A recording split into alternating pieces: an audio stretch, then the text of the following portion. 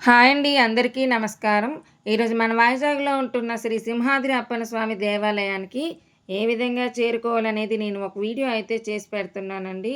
ఈ వీడియో ద్వారా ఇతర ప్రాంతాల నుండి వచ్చే ప్రజలు ఆర్టీసీ కాంప్లెక్స్‌లో గానీ, లేదా రైల్వే స్టేషన్‌లో గానీ దిగినట్లయితే అక్కడ నుండి డైరెక్ట్‌గా బస్సులనేవి కొండ మీదకి అందుబాటులో ఉన్నాయండి. కొంతమంది రైల్వే స్టేషన్‌లో దిగి స్కూటీ మీద వెళ్ళాలన్నా గూడా అక్కడ స్కూటీ అనేది రెంట్‌కి ఇస్తున్నారు. 24 అవర్స్‌కి రూ. 500 చెల్లించి స్కూటీని రెంట్‌కి తీసుకొని మనం వైజాగ్ సిటీలో ఉన్న ఇతర ప్రదేశాలను గూడా చూడొచ్చు. అందులో భాగంగా కైలాసగిరి గానీ, ఆర్‌కే బీచ్ గానీ, ఋషికొండ బీచ్, జులాజికల్ పార్క్ ఇలాంటి ఎన్నో ప్రదేశాలు మన వైజాగ్‌లో ఉన్నాయి. వాటన్నింటిని గూడా మీరు చూడవచ్చు. అలా మనం సింహాద్రి అప్పన్న స్వామి దేవాలయానికి వెళ్ళాలనుకుంటే ఎన్ఏడి నుండి ఎన్ఏడి టు సింహాద్రి అప్పన్నస్వామి రోడ్డుకొచ్చేసి అక్కడ కొండ దిగువ భాగంలోని ఆర్చ్ దగ్గర నుండి స్టార్ట్ అయినట్లయితే కొండపైకి వెళుతున్న కొద్దీ అక్కడ మార్గ మధ్యంలో మనకు ఒక టోల్ గేట్ అనేది కనబడుతూ ఉంటుందండి.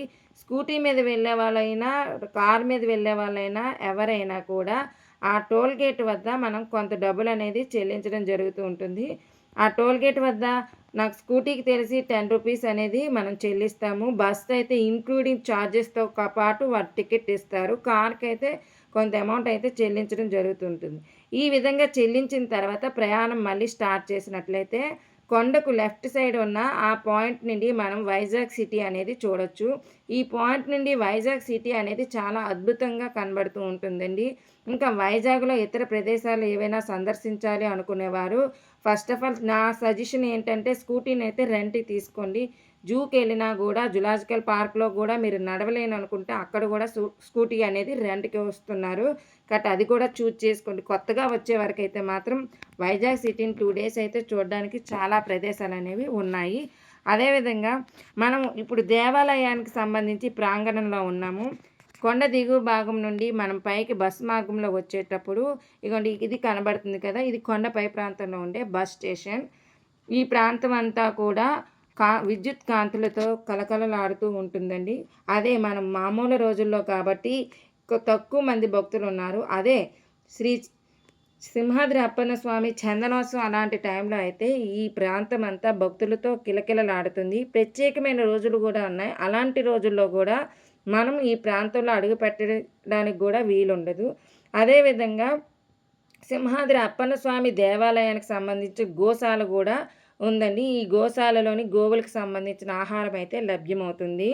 అదేవిధంగా వెళ్ళే భక్తుల కోసం అన్న ప్రసాదాలను అందించడానికి అన్నప్రసాద కార్యక్రమానికి సంబంధించిన ఒక సత్రం అయితే ఏర్పాటు చేయడం జరిగింది. ఈ ప్రాంతంలోనైతే ఉదయాన్నే 11 గంటల నుండి 2 గంటల వరకు, ఈవినింగ్ టైంలో అయితే 7:00 నుండి 8:00 వరకు అనేది అన్నదాన కార్యక్రమం అనేది జరుగుతూ ఉంటుందండి.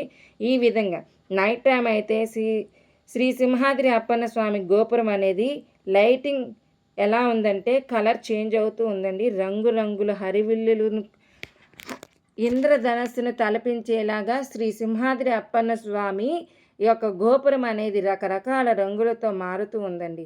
ఈ వీడియో కానీ మీకు నచ్చినట్లయితే లైక్ చేయండి, షేర్ చేయండి, సబ్స్క్రైబ్ చేయండి. ప్లీజ్ ధన్యవాదాలు.